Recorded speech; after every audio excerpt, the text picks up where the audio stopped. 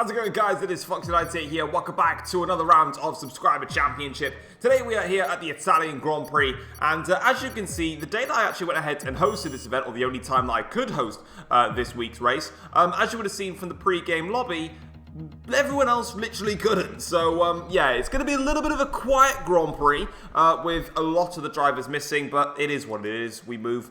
It's not a serious thing nonetheless. But as you can see, it's a full wet race here at the Italian Grand Prix. Well, not a full wet race, but we're on the intermediate compound tyres, and we will be on them for the entirety of the Grand Prix. And we're starting on pole position for the first time, actually, in this season. But as you can see, we've only got 7 drivers. There was, trust me, there was a whole bunch of people that messaged and was like, we can't race either because they were doing something else or there was a league race that clashed or whatever. It is what it is. It happens. So, yeah, we just, hopefully next time, hopefully there's a date where everyone can make it. But we can never be assured of that. So, we're just going to get on with it, though, with the drivers that we've got. At least everyone's going to score points today. It's lights out, though, and away we go for the Italian Grand Prix. It's going to be who actually gets what amount of points in this race. We get a very nice start, though, off the line there, in towards the first corner now. We've got the FakeTB in the racing point alongside with Sam in the McLaren then, my teammate trying to go down the inside here of Bacon Boys, and he does do so then. So Sam moves himself up into 3rd place straight away off the start line there now. We can press onwards in our race here with TB right behind us. I'm just going to call him that because otherwise it'll take me ages to go through the whole thing. We'll just call him tuberculosis. But I'm joking. We've got Bacon Boys then in 4th place, and then our championship rival, DHL F1 guy there, down in 5th place then. So he obviously, unfortunately for the random grids, was a little bit shafted, should we say. I think he started last, actually, but he's already made up good progress. If we get past Bacon Boys straight away, then he's on the back of us instantaneously there as we get a bad run of Lesmo, and Anto's second Lesmo here. Again, not the greatest of runs now, as TB is right on the back of us now, super quick in this middle sector. It's about less than a 10th now. Let's go in towards the Ascari here, and as he tries to have a look down the inside, I'm just going to move the car over to the middle of the circuit just to cover that one off and say that you're not going to come through into Ascari. What I don't want to do, you can see now he's just on the back of us here, trying to figure out an opportunity to get past us. And at this point, I went into lean fuel mixture, trying to tell him, you just go through. I don't want to fight you at this stage of the race, but for some reason, TV backed out of it, didn't want to go for it into Parabolica, so for the time being, we are going to stay into the lead of this Grand Prix as we go through the exit now, taking a little bit of a wider line here, trying to open up the corner a little bit and get onto the start-finish straight. But you can see here that he's just got so much more pace than ourselves. So what we're going to do now is just let the FakeTB go on through into the lead of the Grand Prix now as we go in towards, so we're getting really close there to the back end of that racing point there, nearly going into the back of them and losing a bit of our front wing as we get a nice exit there. And now what I want to see is how much pace has the FakeTB got, and basically can I live with it. So that's what we're going to do now as we go here through the Curva Grande, getting into the slipstream now of the FakeTB, which is absolutely fine. I'm not too concerned about that now as we go through in towards the second chicane here. Getting a little bit too late there on the brakes there. I tried to trail brake actually to get close to the FakeTB, but it just didn't work out for us. And I actually ended up taking a corner cutting warning, which is absolutely fine. But you can see here that the FakeTB now much quicker than us in this middle sector now as he goes through towards the second Lesmo. We're still only 4 tenths back. We're now dropping Sam though. You can see there that we're just over a second clear of him. Of course, no DRS in this race because obviously we are driving in the wet, so we don't have to worry about being in a DRS train. That's the one thing that we don't really want to be doing, is being in a DRS train now here as we go for Ascari for the second time there. The FakeTB gets really loose though on the exit of the Ascari. He has to go over and cut to the grass there, and we're going to go through and take the lead back again from the FakeTB there as Sam there gets a 3-second time penalty for some form of issue, I'm presuming that's a bit of corner cutting warning. But yeah, a little bit of a mistake there from the FakeTB. So it looks like at this early stage he's got the pace, but he hasn't quite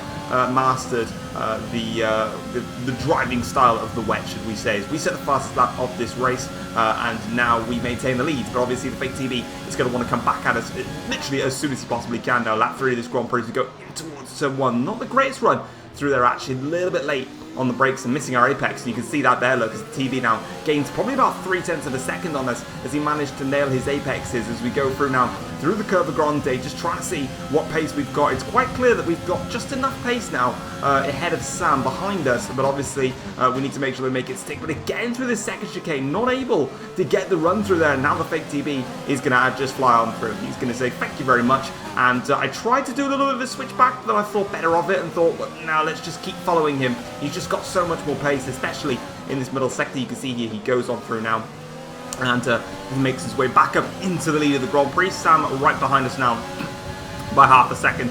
And then DHL1 guy there has actually passed Bacon Boy, so he's now up into 4th place here. Now on to lap 6 of the Grand Prix. We had good pace actually. We were able to drop Sam behind as the FakeTB now has decided to get the afterburners going and is breezing ahead. Now Sam is in a fight with DHLF1 guy, in a big fight actually. Gap now is 5.7 seconds. Lap 9 of the Grand Prix.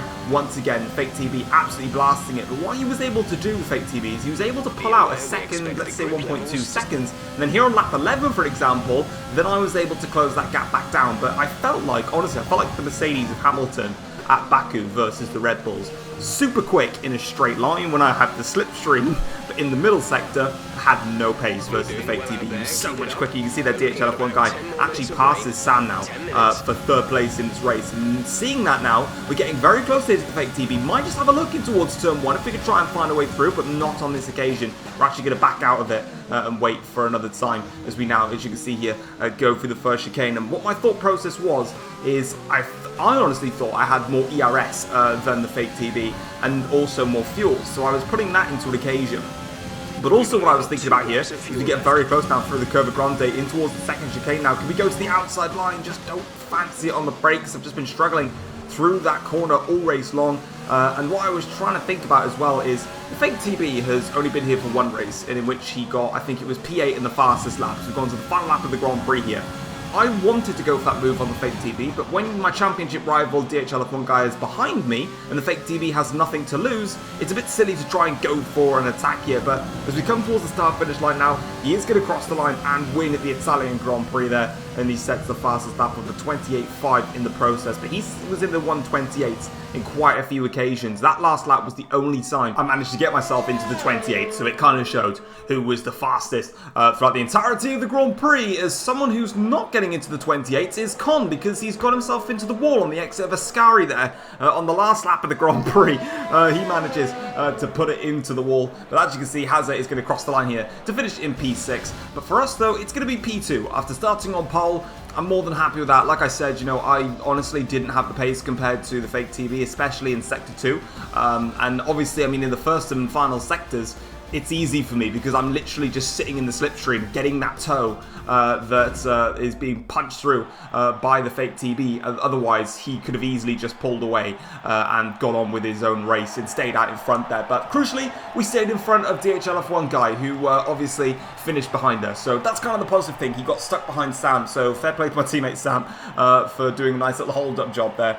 He really didn't want to give the position away. But obviously, in the end, DHL did get past him there. But we're going to have a look, though, at the full race results. Like I said, there was only 7 people that was able to make it today. Like I said, we had plenty of people that were busy with other commitments, which meant obviously we were down to the drivers that we had. But we'll have a look at those in just a second now. So here they are. So you can see that we finished 0.8 of a second behind the FakeTB in the end.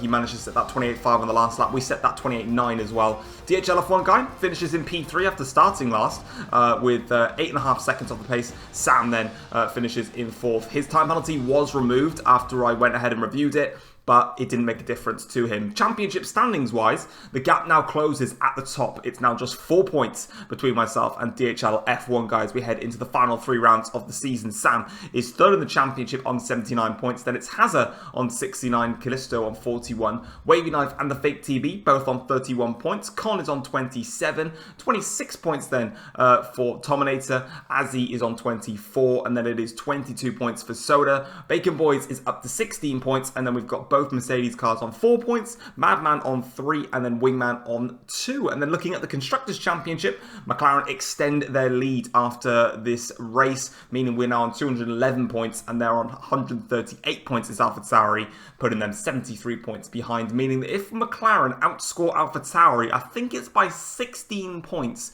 we will win the Constructors' Championship at the Singapore Grand Prix. If not, it'll roll on to the next race after that, which is completely random, so that'll be fun.